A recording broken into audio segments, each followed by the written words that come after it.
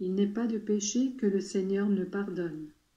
Mes enfants bien-aimés, que grâce, paix et tout bien soient à vous.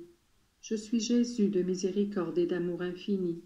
Aujourd'hui, je veux vous donner une pâle idée de ce que sont ma bonté et ma miséricorde.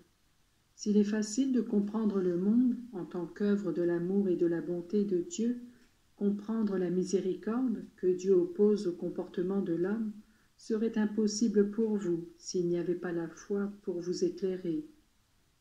En effet, comment pouvez-vous vous expliquer qu'après avoir créé le monde et l'homme par amour et avoir doté ce dernier de dons de grâce extraordinaires, de dons préternaturels, c'est-à-dire supérieurs à la nature humaine, et de dons naturels, Dieu ait pu en supporter la révolte radicale et profonde qui conduisit l'homme à ne pas vouloir reconnaître la main qui le comblait de bienfaits, à désobéir à ses lois et à se créer des idoles et de fausses divinités.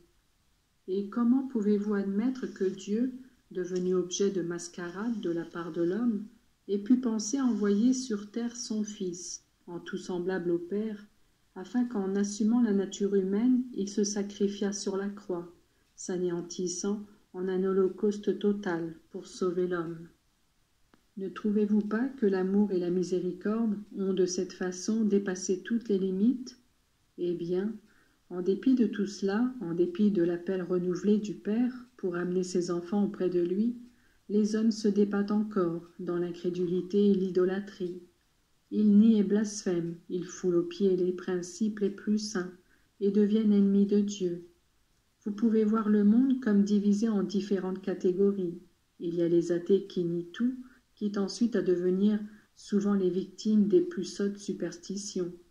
Et en tant qu'athées, ils pensent n'avoir pas besoin de la miséricorde de Dieu.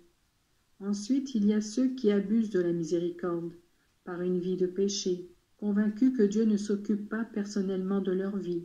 Ils croient pouvoir pécher impunément, ou bien ils pensent que, pour obtenir le pardon de leurs fautes, il suffit de les reconnaître comme tels devant Dieu, sans en avoir donc le moindre repenti. Et il y a ceux qui, tout en étant chrétiens, pratiquants, montrent qu'ils ne croient pas à la miséricorde et troublent leur propre conscience, en se demandant sans cesse « Le Seigneur m'a-t-il pardonné ?»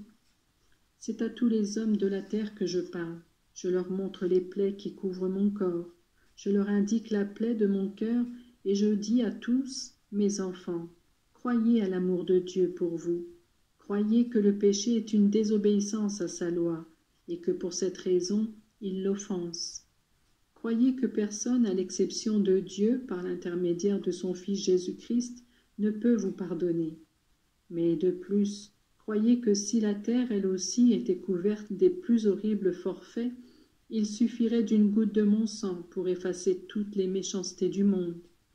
Une seule chose est nécessaire, se reconnaître pécheur et demander pardon. Il n'est pas de péché qui ne puisse être pardonné. Il n'est pas de péché, si nombreux soit-il, qui ne puisse obtenir miséricorde. Toutefois, de même qu'un malade ne peut guérir s'il ne se reconnaît pas comme tel, car c'est uniquement s'il se sait malade qu'il se soumet aux soins et accepte les médicaments et les remèdes. De même, c'est uniquement si les pécheurs se reconnaissent comme tels qu'ils peuvent être en mesure de guérir grâce aux remèdes que le Seigneur prépare à chacun. Et de même que pour un malade, le souvenir des maladies surmontées est source de joie, étant donné le danger auquel il a échappé. De même, celui qui déteste ses erreurs devant Dieu, grâce au sacrement de la confession, peut en conserver le souvenir comme signe de gratitude pour un grand don reçu. Dieu, au contraire, oublie les péchés quand ils sont détestés avec contrition et avec le désir de ne pas y retomber. Même si les circonstances et les situations de la vie conduiront ces créatures à retomber souvent dans les mêmes fautes.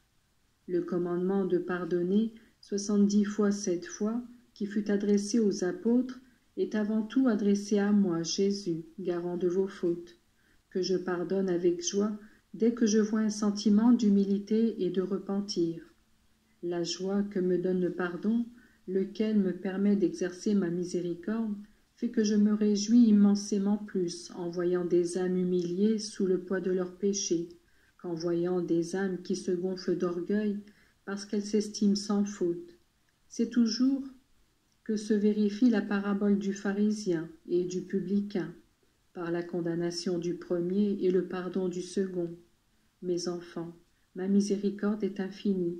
Je vous en ai parlé dans l'Évangile, par le moyen des paraboles qui vous montrent l'anxiété avec laquelle j'allais en quête des pécheurs, et par mes œuvres qui visaient toujours au salut des âmes. Ce sont tous les hommes que j'appelle à mon cœur, prêts à oublier un passé de fautes et de crimes. J'appelle et j'accueille, en tant que père, tous les enfants prodigues qui ont abandonné la maison paternelle. Il est une chose qui m'afflige plus que la faute elle-même, c'est le manque de confiance qui parfois s'empare des âmes et les fait douter de mon pardon. Il y a des personnes qui iraient se confesser tous les jours et qui ne sont jamais sûres de s'être bien confessées. Souvent la paix fait défaut dans ces cœurs qui cependant m'aiment. Le scrupule est une maladie de l'esprit qui m'attriste moi et qui trouble ces âmes. Une obéissance prompte et entière au confesseur ôterait cette inquiétude qui les fait souffrir. Croyez à mon amour pour vous, et sachez, âme chère, que Dieu ne mesure pas les choses de vos trônes. Il scrute même les sentiments les plus secrets, et il est heureux de découvrir que vos péchés sont seulement le fruit de votre inattention, et non celui d'un esprit mauvais ni d'un manque d'amour. Faites connaître mes appels à ceux qui vivent auprès de vous. Apportez-moi des âmes aimantes, simples et sereines. Celles-là me consoleront en lieu et place des plus lointaines. Que la Pâque préparée avec amour vous apporte des fruits abondants de résurrection. Je bénis les malades. Les maladies, elles aussi, sont le fruit de la miséricorde de Dieu. Sachez souffrir et offrir vos douleurs. Nombreux sont ceux qui ont besoin de votre prière, de votre souffrance et de votre aide. Au revoir, mes enfants. Je vous bénis tous un à un, en marquant votre cœur du signe du chrétien.